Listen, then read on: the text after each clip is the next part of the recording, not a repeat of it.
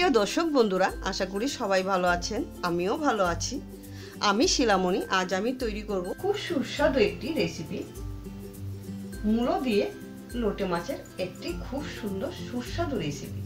অনেকেই কিন্তু লোটে মাছ খেতে চায় না।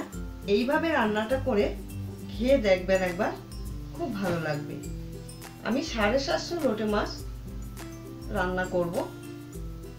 প্রথমে আমি মাছগুলো এইভাবে ছাড়িয়ে নেব, দিয়ে মুখের ধার কাঁটাটা ফেলে দেব, দিয়ে বড় বড় টুকরো করে মাছগুলো কেটে নিচ্ছি।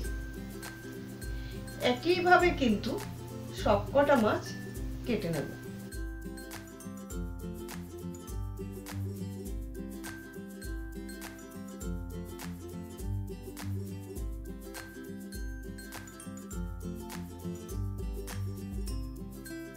একটু বড় করে টুকরোগুলো কেটে নিতে হবে। মাছ ধুয়ে নিয়ে এসেছি সুন্দর করে, আর কিছু আমি মূলো কেটে নিয়েছি। মূলোগুলো একটু পাতলা করে কেটে নিতে হবে, এইরকম ভাবে। প্রথমে আমি গ্যাস জ্বালিয়ে কড়াই বসিয়ে নেব। দিয়ে দিচ্ছি আমি 1 টেবিল চামচ সরষের তেল।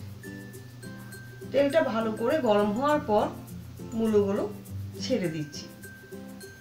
এই মূলোগুলো আমি হালকা করে একটু ভেজে নেব। দিয়ে দিচ্ছি আমি স্বাদ মতো নুন, আর দেব সামান্য গুঁড়ো হলুদ। এরপর ভালো করে একটু নাড়াচাড়া দিয়ে মূলোগুলো ভেজে নেব। ঠিক আলু যেরকম ভাজে ঠিক সেই রকম ভাবে মূলোগুলো ভেজে নিতে হবে। মূলোগুলো ভাজা হওয়ার পর একটা পাত্রে তুলে নিচ্ছি। এরপর আমি দিয়ে দেব 3 টেবিল চামচ সরষের তেল। তেল আপনারা যেরকম খাবেন সেরকম বুঝে দেবেন। এতে কিন্তু বেশি তেল লাগে না, অল্প তেলে রান্নাটা হয়। তেলটা গরম হওয়ার পর দিয়ে দিচ্ছি কিছু রসুন কুচি।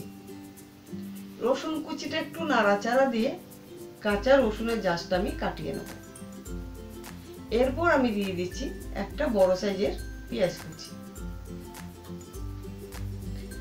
পেঁয়াজ কুচিটা দিয়ে দেব আমি কাঁচা পাকা লঙ্কা 4-5 খানা, দিয়ে দিচ্ছি সামান্য নুন। এরপর পেঁয়াজটা আমি ভালো করে ভেজে নিচ্ছি। ভেজে নেওয়ার পর দিয়ে দিচ্ছি কেটে রাখা যে মাছগুলো, সেই মাছগুলো এর মধ্যে ছেড়ে দিচ্ছি। যারা এই মাছ পছন্দ করে না, এইভাবে রান্না করে দিলে আশা করি তারাও খাবে। রাতে রুটির সঙ্গে দারুণ লাগে খেতে, গরম ভাতের সঙ্গেও ভালো লাগে। এরপর ভেজে রাখা যে মূলোগুলো, সেই মূলোগুলো মাছে ছেড়ে দিচ্ছি। 1 মিনিটের মতো নাড়াচাড়া দিয়ে নিচ্ছি। এই রান্নাটা কিন্তু খুবই ইজি, বেশি তেল মশলা লাগে না। দিয়ে দিচ্ছি আমি কাশ্মীরি লঙ্কার গুঁড়ো 1 চা চামচ। এটা জাস্ট কালার আসার জন্য, দেখতে খুব সুন্দর লাগবে। দিয়ে দিচ্ছি আমি কিছু ধনেপাতা কুচি। টেস্টটা কিন্তু অনেকটাই বেড়ে গেল।